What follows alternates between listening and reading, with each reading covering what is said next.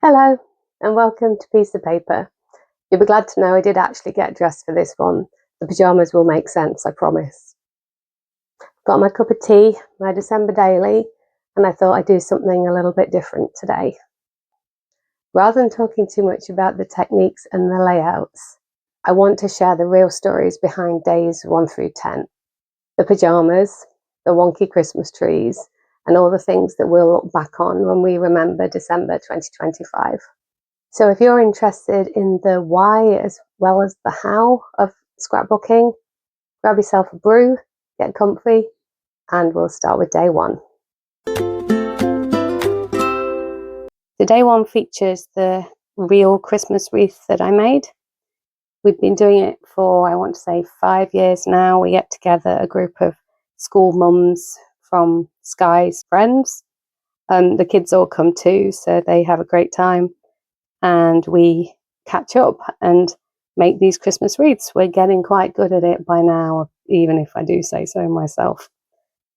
You'll see on this page that I used the embellishments to reflect the items that I'd chosen to put in my wreath. So day 2 is the day we went to get our Christmas tree. You see the girls in the car with the tree there. Sky always has to sit in the boot seat to make space for the tree.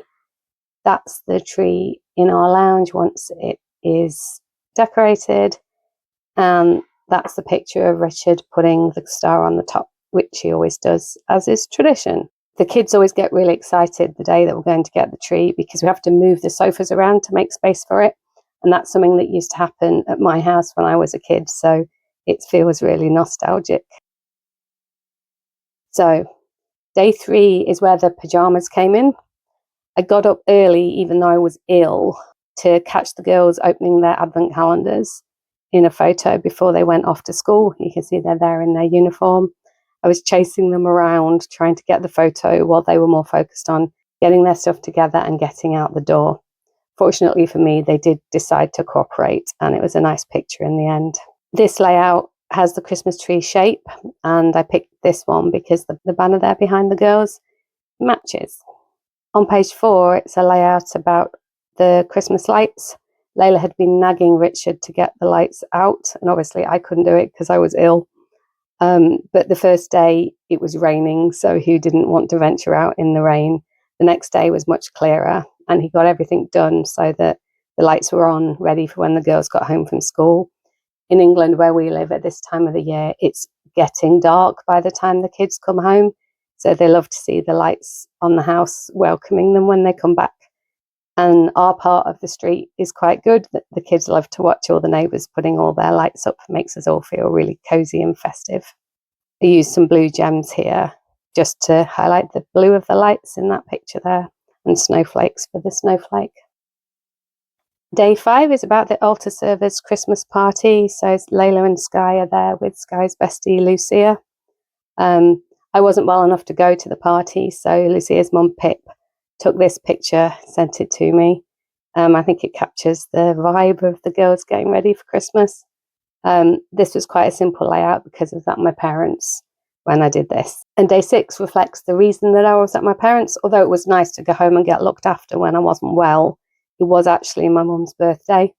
So for her birthday, I'd bought her and I a stained glass making workshop. So we went a couple of weeks before her birthday and learned how to make stained glass. It was something she'd always apparently wanted to try her hand at, and we had really good fun. You can see in the picture there, she's holding a present that she made, and I'm holding a Christmas pudding that I made. And I tried to give this page a bit of a birthday feel because obviously not many people think of a birthday layout in a December daily, but my mum's birthday is always part of December for me. So day 7 is about the Advent candle. This is something that I used to enjoy as a kid, and I've introduced back into our house over the last few years. Now the girls are old enough to understand it. They do love to get it lit, but get quite stressed if we burn it too much on a day. Sky was giving out to me the other day, "You've gone to the wrong number." You'll also see in this picture this toy here. Sky and I found him in a shop this year, and we think he looks just like Rizzo the Rat. I don't know if you're familiar with the Muppets Christmas Carol, but that's something that's a tradition for us every single New Year, Christmas Eve. We watch that. We love Rizzo. He's really funny. and now he's sitting on our mantelpiece keeping an eye on the Advent candle. Maybe he'll make sure we don't burn it too much, although he hasn't done a very good job of that so far.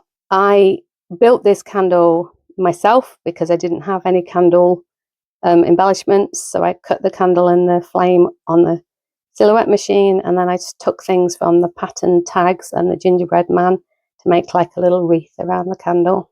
Day 8 might be my favourite layout so far. For me, it was quite obvious that I had to pick this one because of the stockings hanging there. That looks like they're hanging from a mantelpiece. And although we don't hang stockings from the mantelpiece at our house, our kids have the pillowcases that Ryan and I had when we were kids. Stockings wouldn't be big enough. But it just really did make me think of the mantelpiece. So I thought it was a great one to pop there. You'll see here, this is the pattern tag die that those sprigs come out of. I was really pleased with myself how I made one extra bauble to be the number for the day. I think it ties in really nicely. So day 9 is where the Lego story comes from. And truthfully, it wasn't a one-day occurrence to build this Lego house. It's not genuine Lego, but I really wanted it because it has actual little lights that light up that are so cute. The ones that are on the tree are multicolored as well, and there's lights inside the house. But building the Christmas tree outside the front had me questioning all life decisions and losing the will to live. Even now, it's still not put together correctly, but I wasn't taking it apart for about the 10th time because I'd already got the lights attached to it. So it's ended up a bit wonky, but that's reflective of who I am. Everything needs to be good enough and not drive you crazy. So I have a whole Lego winter village, and I think we're going to have some friends over in the next few days to help us build it. I've got a train and a station and shops and different buildings. And getting it all set up on the sideboard is a definite part of our Christmas tradition, which is why this page is called Winter Village Part 1. And then finally, I realised there needed to be more people in the photos that I've taken so far. So I got Richard to come and stand by the tree with this sign here that says Christmas at the Parkers. And I feel quite nostalgic about that sign because I bought 3 of them a few years ago when I bought them. I bought one for us, one for Pip's family, and one for my mum's house as well. So whenever I go to visit either Pip's family or my parents, I always see those signs and they make me feel kind of gooey because it's something that I gave them that comes out every year. So hopefully it reminds them of me. But I really liked this. Was a great page to choose for this because the beiges in Richard's shirt and the wood of the sign kind of pull out the crumb cake in the paper patterns. So it all came together really nicely. So that's days 1 through 10, magic, chaos and all. If you like this chatty, more story-based video, let me know in the comments. If there's enough interest, I'll sit down with another cup of tea and walk you through the stories behind days 11 through 20. If you're more interested in the crafty problem-solving types of videos, my next video will be December Daily Week 2 Reality Check. It's called Feeling the Squeeze, Space and Sticky Embellishment Lessons. I chat about running out for room for titles and how past Kerry may have been a little bit over-enthusiastic with the glue on the embellishments in places. So if that sounds like something you'd like to see, get subscribed so you don't miss it. I'd also love it if you want to share one of your December scrapbookable moments in the comments. Come back and see me again. Thank you. Bye-bye.